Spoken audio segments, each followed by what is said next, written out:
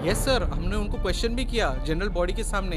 तभी general body को उन्होंने रिक्वेस्ट करके कन्विंस किया, बोल के कि देखो हमसे जितना हो हमने किया, कोई किसी के खिलाफ पर्सनल नहीं जाना चाहिए, तो पुरानी बातों को रहने दीजिएगा। इन्होंने जनरल बॉडी के साथ कभी सबूत शेयर किया है, ना ही इन्होंने रजिस्ट्रार के साथ शेयर किया है। हमने तो रजिस्ट्रार के सामने ये सवाल उठाया था कि ये किस बुनियाद पे सवाल उठाए जा रहे हैं, क्योंकि हम बैलेंस शीट जो बनाते हैं बॉडी के साथ शेयर कर रहे हैं, उसमें से आज तक जो है उन्होंने लाइव वीडियो कॉल किया था एजीएम में।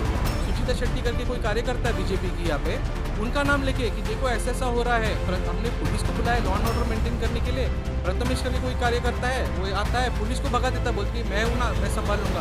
और यहाँ पे दंगे नमस्कार, मैं गोपाल सिंह और आप देख रहे हैं रियल न्यूज़ नेटवर्क। दोस्तों, मैं उपस्थित हूँ beach complex cooperative housing society Naigaon पश्चिम में, और यहाँ एक सोसाइटी का आपसी विवाद इसलिए क्योंकि यहाँ मेंबर ने ही कंप्लेन किया है। क्या है पूरा मामला हम दिखाएंगे, तो बने रहिए और देखते रहिए रियल न्यूज़ नेटवर्क। क्या हुआ क्या है? हमारी सोसाइटी का नाम है बीच कॉम्प्लेक्स कोऑपरेटिव हाउसिंग सोसाइटी। और आपके ऑफिस में मतलब पोस्ट क्या है? जी, मैं इस सोसाइटी का सेक्रेटरी हूँ। आपका नाम?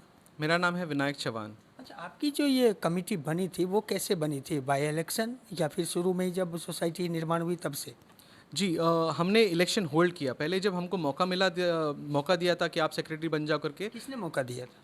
पुराने चेयरमैन ने, संतोष गावड़े, जो क्यों ऐसे? क्योंकि वो रिज़ाइन करे थे, बोल के क्या कि हमें पर्सनल रीज़न से रिज़ाइन कर रहा हूँ, मैं सोसाइटी मैनेज नहीं कर सकता। अच्छा। और अभी जो कंप्लेन गए हैं वो संतोष गावड़े ही करते हैं? जी सर, यही करते हैं।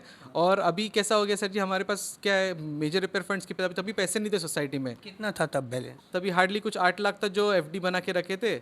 और सिंकिंग फंड, रिपेयरिंग फंड या जनरल? सर उस सिर्फ एफडी था, उसमें उन्होंने ना ही सिंकिंग फंड बना के रखा था, ना ही रिपेयर फंड, ना ही जनरल, कुछ नहीं। कितने साल उन्होंने ड्राइविंग किया था इस कमेटी को? वो पहले चेयरमैन रहे 3 साल, उसके पहले ट्रेजरर थे 2 साल, उसके पहले सेक्रेटरी भी रह चुके हैं। ऐसे 2-3 ऑफिस बेरर्स हैं हमारे सोसाइटी में, जो एक नेक्सस बना के रखे ताकि और कोई कमेटी चलाए नहीं, सोसाइटी को सुधराव होए नहीं। इन लोगों ने कितने साल कमेटी को रन किया? सर इन लोग का ऑलमोस्ट 15 साल से चल रहा है यहाँ पे। 15 साल में सिंकिंग फंड और रिपेयरिंग फंड कुछ नहीं? कुछ नहीं सर जी, कोई हिसाब नहीं। बाईलॉज को तो उन्होंने भी तोड़ा था ना?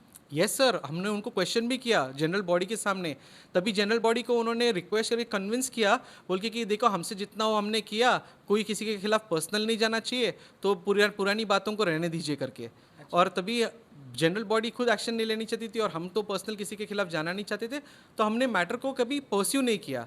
पर अभी जब ये ऐसा हमारे ऊपर खिलाफ खोटे आरोप डाल रहे, तो हमने भी फिर इन्वेस्टिगेशन चालू किया। आपकी इलेक्शन कब हुई थी? हमारी इलेक्शन हुई 2023 में। 23 में? जी। 23 को तो 2028 में नेक्स्ट इलेक्शन होगा। इस बीच में ये 75 का आपको दिया, क्या दिया है? 78A पास कर दिया इन्होंने। 78A? जी। किस आधार पे? जो वकील मैडम ने बोला वही से आधार है? करेक्ट सर, आधार तो कोई नहीं है। 78A क्लियरली कहता है कि आप तो या तो मिसअप्रोप्रिएशन ऑफ फंड्स करो, वायलेशन ऑफ बायलॉज करो, या मिसमैनेजमेंट ऑफ सोसाइटी करो, पर तीनों के लिए एक ठोस सबूत होना चाहिए। ना ही ये मेंबर्स जो कंप्लेन कर रहे हैं, इन्होंने जनरल बॉडी के साथ कभी सबूत शेयर किया है, ना ही इन्होंने रजिस्ट्रार के साथ शेयर किया है। हमने तो रजिस्ट्रार के सामने ये सवाल उठाया था कि ये किस बुनियाद पे सवाल उठाए जा रहे हैं, क्योंकि हम बैलेंस शीट जो बनाते हैं बॉडी के साथ शेयर कर रहे हैं, उसमें से आज तक कोई कंप्लेन तो किया नहीं है। यही कॉपी रजिस्ट्रार के पास भी तो जाता है, और हर मीटिंग का मिनट्स हमने रजिस्ट्रार को दिया है। रजिस्ट्रार ने इसके ऊपर कभी काम नहीं किए। पर ये जो कंप्लेन लेके गए कि भाई कोई टांकी लगा रहे टेरेस पे, कोई हमारे ऊपर चार्ज लगा दिया ना, ये कि इसके लिए कमेटी को डिस्क्वालीफाई किया जाए, ये तो क्लियरली बेबुनियाद है सर जी। क्योंकि मैं एक चीज़ पॉइंट हाईलाइट करना चाहता हूँ, एजीएम में, और ये होता है जहाँ पे पॉलिटिक्स, एक्सटर्नल इन्फ्लुएंस को सोसाइटी के अफेयर्स में लाया जा रहा है। ये जो मेंबर्स है उन्होंने लाइव वीडियो कॉल किया था एजीएम में। सुचिता शेट्टी करके कोई कार्यकर्ता है बीजेपी की यहाँ पे, उनका नाम लेके कि देखो ऐसा ऐसा हो रहा है। हमने पुलिस को बुलाया लॉ एंड ऑर्डर मेंटेन करने के लिए। प्रथमेश करके कोई कार्यकर्ता है, वो आता है पुलिस को भगा देता, बोलती मैं हूँ ना, मैं संभाल लूंगा। और यहाँ पे दंगे फसाद हो जा रहे हैं। अच्छा, एक सवाल पैदा होता है, सेक्रेटरी हो आप चौहान साहब, आपके बिल्डिंग का रीडेवलपमेंट का कुछ प्लान है? जी सर जी, पहले हमको रिपेयर करना ज़रूरी है। रीडेवलपमेंट के लिए हमारे पास प्रस्ताव आया था ये पूरे एरिया में। ये देख के सबके आंखों में ना एकदम चांदी चांदी खुल गया। कहाँ से प्रस्ताव आया था? पैम डेवलपर्स करके आए थे, ये पूरे एरिया में उन्होंने प्रस्ताव रखा था और सबको बुलाए भी थे, इनवाइट भी किया था, हम भी गए थे प्रेजेंटेशन के लिए। सब अच्छा लगा सर जी, लेकिन हमको सबको पता है कि रीडेवलपमेंट केस एक प्रोसीजर, एक लेंदी प्रोसीजर होता है। टेक्निकल टर्म्स उसमें वेरीफाई करना बहुत ज़रूरी है, इसमें समझदारी से काम करना बहुत ज़रूरी है और बॉडी को हर एक चीज़ का जानकारी रहना बहुत ज़रूरी है। इसके लिए ये लॉन्ग टर्म प्रोजेक्ट है, पर तब तक बिल्डिंग खड़ी रहनी चाहिए, क्योंकि हम सीआरजी में आते हैं, हम मैंग्रोव से 75 मीटर्स दूर है, हमारे यहाँ पे फ्लडिंग प्रॉब्लम होता है। तो हमने कहा कि बिल्डिंग खड़ा रहना बहुत ज़रूरी है, उसके लिए रिपेयर करना चाहिए। 30 साल में आप ये मीटिंग के बाद अगर एक राउंड मारेंगे, आप पूरा सोसाइटी का हाल देखेंगे, आप बोलेंगे 30 साल में सोसाइटी में कभी काम नहीं हुआ, ऐसे कैसे हो सकता है? जबकि सोसाइटी था तो पैसे आ रहे थे, मेंटेनेंस कलेक्ट किए जा रहे थे, पैसे गए कहाँ पे? कोई हिसाब नहीं। अच्छा, ये रीडेवलपमेंट और पुरानी प्रतिद्वंद्विता दोनों कहा जाएगा इसको? जी, कहीं कहा जाए अगेंस्ट है आपके सोसाइटी के, इस कमेटी के खिलाफ? सर, सच में कुछ 8 से 12 लोग ही है जिन्होंने एक ग्रुप बना करके, उसमें से आधे ऑफिस बेरर्स है, कुछ है जिनको कॉन्ट्रैक्ट नहीं मिला और कुछ है जिनका गार्डन उनका निकाला गया। तो ये सब अपने पर्सनल एजेंडा लेके सोसाइटी कमेटी के खिलाफ काम कर रहे हैं। और 2 नॉन मेंबर्स भी है, कोई किसी की वाइफ है, कोई किसी का बेटा है, जिनको सिर्फ फुटेज खाना है और पब्लिसिटी चाहिए, तो बड़े बड़े पॉलिटिकल कार्यकर्ता के साथ बैठ के प्रेशर लाते हैं और हमारे ऊपर जोर ज़बरदस्ती से दंगा फसाद हो रहा है और कुछ नहीं। क्या आखिरी मांग क्या है आपकी? मेरा तो इतना ही मांग है सर जी कि सिस्टम ऐसा होना चाहिए जहाँ पे एक आम आदमी, जो लॉज बनाए गए सबके लिए, उसके अंदर काम करके सिस्टम सुधार सके। हम तो सोसाइटी सुधारने के लिए काम कर रहे थे। 3-3.5 साल में हमने जो बदलाव लाए सोसाइटी में, और आगे जाके जो बदलाव लाने भी वाले हैं, वो बॉडी के साथ मिलके ही काम करेंगे। जब मिनट्स बनाए गए थे, जब रजिस्ट्रार को दिया गया था, सबके साथ शेयर किया गया था, तभी कोई ऑब्जेक्शन था नहीं। अभी जब पैसे जमा हो गए और सबको पैसे दिख रहे हैं, तो बोल रहे कमेटी हटा, हम कमेटी बन जाएंगे। ये तो पैसे खाने वाली बात हो गई ना, क्योंकि इनमें से ही एक आदमी जो कंप्लेनेंट है हमारा, उसने 84 लाख का कोटेशन दिया था, ठीक है, वो 9 कोटेशन जो आए थे हमारे पास, उसमें से उनका कोटेशन इनकम्प्लीट, उनको पढ़ना नहीं आता, लिखना नहीं है, तो कोटेशन कैसे फिल करना है? तो उनको हम ऐसे काम कैसे देंगे? हम तो इंजीनियरिंग बैकग्राउंड से चाहते थे ना लोगों को, तो वैसे हम लोग ने शॉर्टलिस्ट किए। जब ये डिस्क्वालीफाई हुए, इन्होंने बवाल चालू किया, ये पूरा एक ग्रुप बनाए, नेक्सस बना के हमारा और नाम खराब करके रख दिया कि चोरी हो रही है, हम चोर है, ये है वो है, जबकि सब कुछ जनरल बॉडी के साथ प्रेजेंटेशन के सामने दिया गया। और एजीएम में खड़ा रह के वही आदमी क्या क्लेम करता है कि ये तो मैं 20 लाख में कर दूंगा। अगर 20 लाख में आप कर सकते हैं तो आपने 84 लाख का कोटेशन क्यों 60 लाख जेब में डालने के लिए दिए थे? ये तो चोरी वाली बात खुद कर रहे हैं ना सर जी। और जब अगर 20 लाख में पॉसिबल था, तो ये कंपटीशन है सर जी। जब टेंडर इशू होता है, लोग कोटेशन के लिए सबमिट करते हैं, हर कोई compete कर रहा है। 20 लाख में पॉसिबल था तो लोग 12 लाख तक कोटेशन देना चाहिए थे। ये 84 लाख 74 लाख कैसे आता? और सब कुछ सामने रखा था, डॉक्यूमेंट्स पर इन्वेस्टिगेट। हम उनको पूछते आप स्ट्रक्चरल ऑडिट रिपोर्ट पढ़ते हो? नहीं। तो आप कैसे सवाल उठा रहे हो? हमको आप नहीं चाहिए, हम कमेटी चलाएंगे, ये उनका मांग। सर जी, जब चोरी का आरोप हुआ ना, हमने क्या बोला, चलो होता है मुंबई को, कभी कभी ट्रस्ट का इशू होता है कि भाई इतना पैसा ये लोग बराबर मैनेज करेंगे नहीं करेंगे, हो सकता है इन लोगों ने चोरी किया हो। ये गुंजाइश हटाने के लिए हमने सबका पैसा वापस करना चाहा, रेजोल्यूशन भी पास किया। पहले इन लोग ने बहुत कोशिश की है मीटिंग को रोकने की, नहीं नहीं पैसा वापस नहीं करना, क्योंकि खाने कैसे मिलेगा ना जब पैसा वापस चला जाएगा। तो जब हमने रेजोल्यूशन और बाकी कुछ मेंबर्स ने स्पीकअप किया कि हमको हमारा पैसा चाहिए, एसजीएम सेटअप किया, रेजोल्यूशन पास किया, अप्रूव्ड। अब जब सबके पैसे वापस जा रहे, पहला पॉइंट तो ये सर जी, अगर मैंने आपसे पैसे लिए और मैं आपको पूरा 1-1 रुपया वापस करो, तो आप तो मुझे चोर बोल नहीं सकते हो। बिल्कुल नहीं। तो जब सबके पैसे वापस जा रहे तो कोई चोर बोल नहीं सकता। ये होने से रोकने के लिए इन लोग ने जो 4 मई का ऑर्डर था, वो इतना देर तो कभी हमारे पास आया नहीं।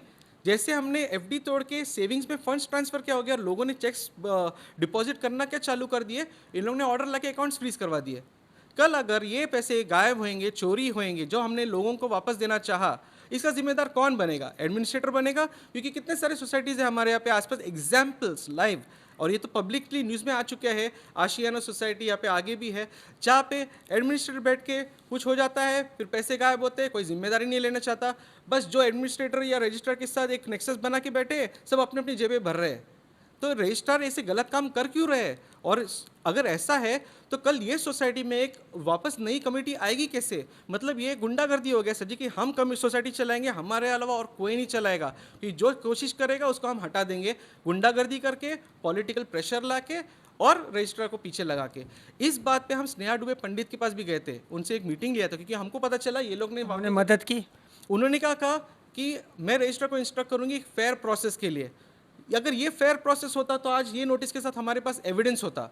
अगर एविडेंस होता मतलब ना, आमदार की भी नहीं चलती है इन रजिस्ट्रारों के पास। लगता तो ऐसा तो है ही ना। लगता तो ऐसे ही है सर जी, क्योंकि अगर आमदार ने रजिस्ट्रार को डायरेक्टिव दिया कि आप एक फेयर प्रोसेस फॉलो कीजिए, उसके बाद भी अगर डिप्यूटी रजिस्ट्रार वायलेट करे ओपनली, तो बड़ा कौन होता है, इसका उस सवाल उठना है ना कि भाई डिप्यूटी रजिस्ट्रार आमदार की नहीं सुन रहे, वो भी एक फेयर प्रोसेस फॉलो करने के लिए, कोई स्पेशल रिक्वेस्ट तो नहीं है। बिना एविडेंस के आप नोटिस भेज रहे हैं, बिना एविडेंस के आप एक्शन लेंगे, तो ये कैसे चलेगा? मतलब मेरा मन चाहा, मैंने किसी के ऊपर कंप्लेंट डाल दिया, उसको मैं हटा सकता हूँ? ये सिस्टम अगर रहेगा तो कोई जज नहीं रहेगा पोजीशन में, कोई पुलिस ऑफिसर नहीं रहेगा पोजीशन में। हर चीज़ के लिए तो एविडेंस लगता है ना सर जी। सुना आपने 2023 में ये नई कमेटी चुन करके आई, और जो उससे पहले जो ऑफिस बेरर थे जिसमें संतोष गावड़े जो थे वो प्रमुख थे, उन्होंने ही कहा सबके सामने कि भाई, जैसा कि इन्होंने वीडियो में बोला है कि हमसे नहीं संभाला जाएगा, अब आप लोग संभालो।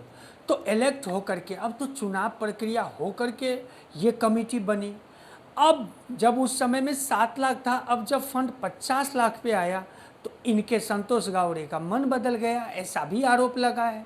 अब सवाल पैदा होता है उप निबंधक का, जो रजिस्ट्रार होते हैं उनके कार्यशैली का। क्या किसी पूर्व सदस्य ने कंप्लेन दे दिया और उसको कमेटी को बर्खास्त कर दो, अकाउंट को फ्रीज कर दो? क्या यही आधार होता है?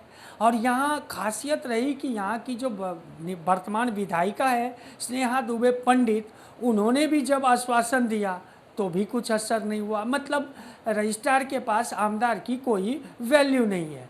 दूसरा, इधर जो हाउसिंग सोसाइटी आजकल जो जूने हो चुके हैं, उन पे नज़रें गड़ाए हुए हैं ये रीडेवलपमेंट करने वाले लोग, और ये लोग एक नेक्सस बना चुके हैं। इनकी सेटिंग, पहले हाउसिंग सोसाइटी के मेंबरों को फोड़ो, उसके बाद रजिस्ट्रार को तो पॉकेट में रखो ही, और फिर अपने हिसाब से नचाओ।